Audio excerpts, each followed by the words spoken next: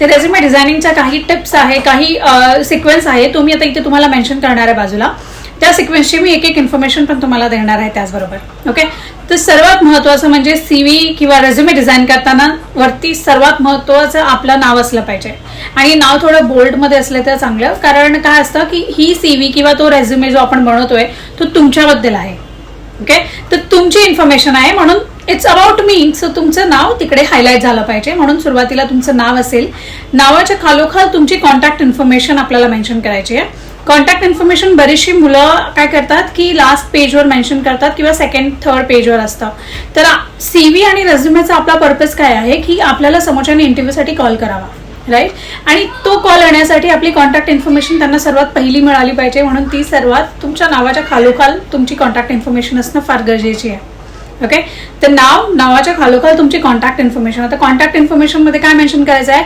Mobile number, email ID आणि लिंक्डइनचा ID. Okay, किंवा LinkedIn link.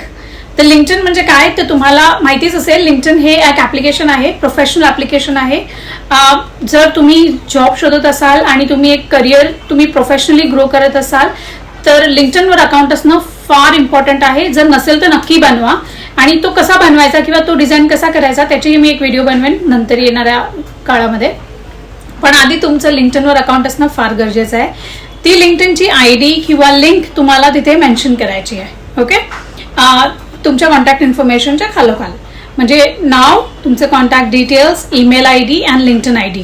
Right, तर लिंक्डइन ID आपण तिथे मेन्शन केली. लिंक्डइन ID नंतर आपल्याला त्याचबरोबर आपल्याला डिटेल्ड इन्फो. काही मुलं एक गोष्ट मला सांगायची की बरीच मुलं डिटेल्डमध्ये ॲड्रेस लिहितात.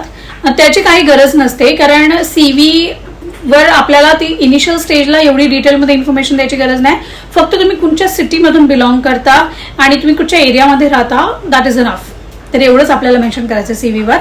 तर मुंबई, महाराष्ट्र आणि समजा तुम्ही कुठच्या प्लेसमध्ये राहता, दादर, परळ, लालबाग किंवा कुठेही अशा पद्धतीने तुम्ही तिथे मेन्शन करायचं आहे. मी दादर, मुंबई, महाराष्ट्र हे माझं लोकेशन आहे. That way. Okay, so this is the way your first 3-4 lines should be. Now moving to the next important point आहे तो म्हणजे प्रोफेशनल सिनॉप्सिस. आता प्रोफेशनल सिनॉप्सिस म्हणजेच काय, तर आपल्याबद्दल 2 ते 3 ओळींमध्ये थोडक्यात माहिती आपल्याला तिथे लिहायची. आता ती कशी लिहायची? समजा आता मी एक कॉर्पोरेट ट्रेनर आहे, तर माझ्या प्रोफेशनल सिनॉप्सिस मध्ये मी लिहिलंय की I am a corporate trainer with 7 to 8 years of experience, have trained more than 50 to 60,000 of employees and help them to grow in their career. So that way हे माझ्याबद्दल थोडक्यात information झाली. ह्याच प्रकारे तुम्हाला तुमचं प्रोफेशनल सिनॉप्सिस लिहायचे आहे. त्यासाठी तुम्ही गुगलची हेल्प घेऊ शकता किंवा ChatGPT यूज करू शकता. ChatGPT काय आहे आय होप तुम्हाला माहिती असेल. नसेल माहिती तर don't worry, I will make a video on that as well. So ह्या पद्धतीने आपल्याला पहिला 2 भाग आपल्या CVचे झाले, नाव, कॉन्टॅक्ट इन्फॉर्मेशन आणि त्याच खालोखाल प्रोफेशनल सिनॉप्सिस.